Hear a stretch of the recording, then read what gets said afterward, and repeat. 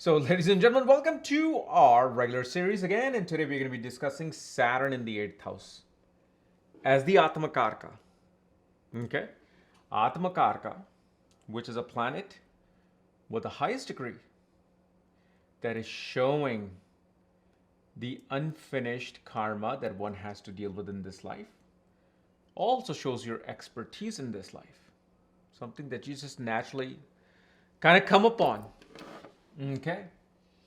And as always, if you do not know, if you have these particular Saturn has this Atmakaraka, what your Atmakaraka is, along with all your slots and details, my consultation report, check out the links here, Astrology.com, where you'll find my books, reports, consultations, and a link to my academy, Astrology Academy, where I'm currently doing marriage course, and I've uploaded up to Venus and Scorpio video.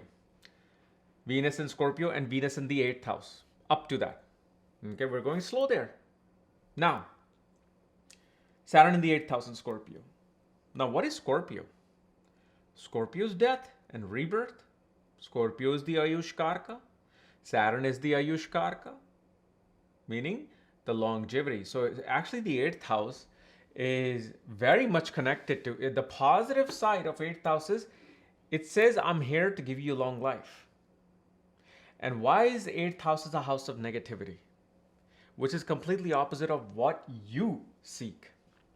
See, the reason why it has been given the house of negativity is because it says, well, you're here to pay your karmas off, right? We're going to prolong your karmas.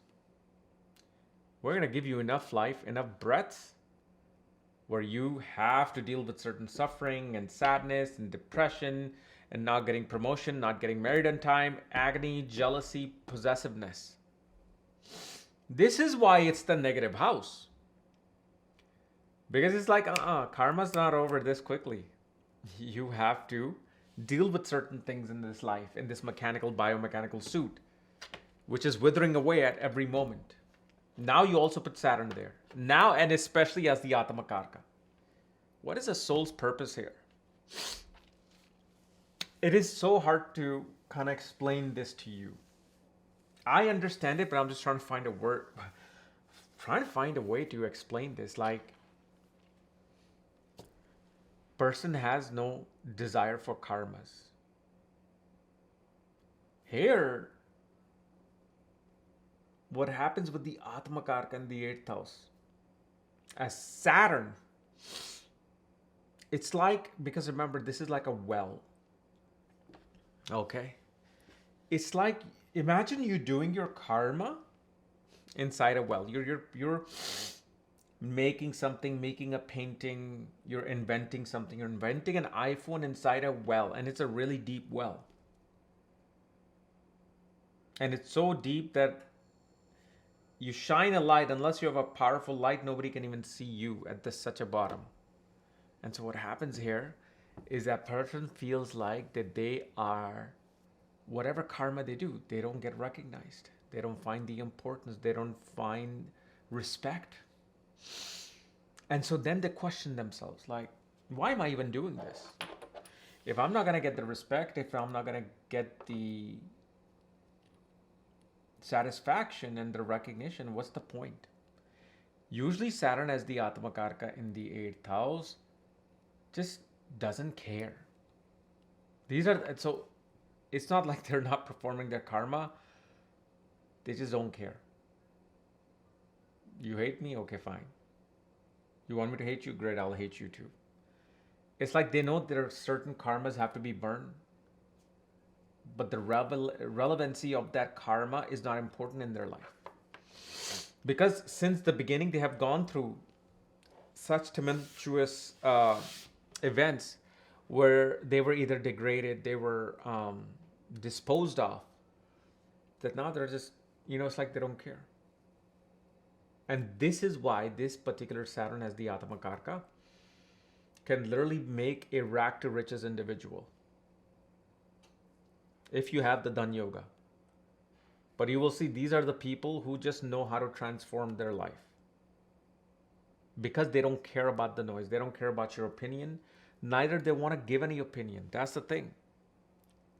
Unless this Saturn now comes across Jupiter or Rahu, then they will love to give opinion. They feel a purpose in giving opinion. They become rebellious then. Also, usually Saturn in the 8th house can cause a lot of jealousy and possessiveness, but Atmakaraka, especially if it's above between 20 to 30, 29 degrees, then it's like that jealousy part will not be there. On the other hand, these are the people, they will be backstabbed in their life. Their lesson, remember, you're here to learn the lesson, right? So what's the lesson? You are going to be backstabbed in your profession. I don't know what that means. In my opinion, backstab simply means that somebody promised you something and that they didn't do it. Some people feel backstabbed that, hey, I'm not going to go work with this person. I'm going to work with you only. Well, suddenly they disappear and they're not working with that other person. Whatever the situation is, whatever just kind of ticks you or makes you perturbed regarding your colleagues, that's backstabbing. And that is the lesson that you have to learn. Okay. And the other thing you will see, this person has a natural expertise for R&D, manufacturing, research, Tantra Siddhi, not a cult like astrology, Tantra Siddhi. These are the people that can be secretly learning some Siddhi or something nobody will ever know. And if you see Rahu somehow connected with this, it is going to be the thing. Okay, but the thing is, these people, they don't have attachment to any karma. They don't feel like, oh my God, this is my duty to do this. I'm going to do this. They just don't. So it's hard to like understand like this person. They'll perform their duties. They will do their work. The lessons will be learned. But they're not attached to it. And the other thing, because Saturn is in the 8th, their biggest karma will become either being responsible for their spouse's income or in-laws. And the other big karma will be towards children. Such Saturn brings about situations where you have to, you are the one who's going to have to be dealing with the responsibility of dealing with issues of children. Whether meeting their teachers, making sure they are studying, making sure that they have a teacher, they're passing their grades, they're going to the doctors, kind of like retrograde Jupiter. This Saturn as the Atmakaraka in the 8th house kind of behaves like retrograde Jupiter. Like, for example, retrograde Jupiter will always have to, they're the one who always have to deal with issues of the children. They always have to be responsible for it. Same thing happens here. Okay. But again, the main lessons of the Atma, because Saturn is a karma yogi.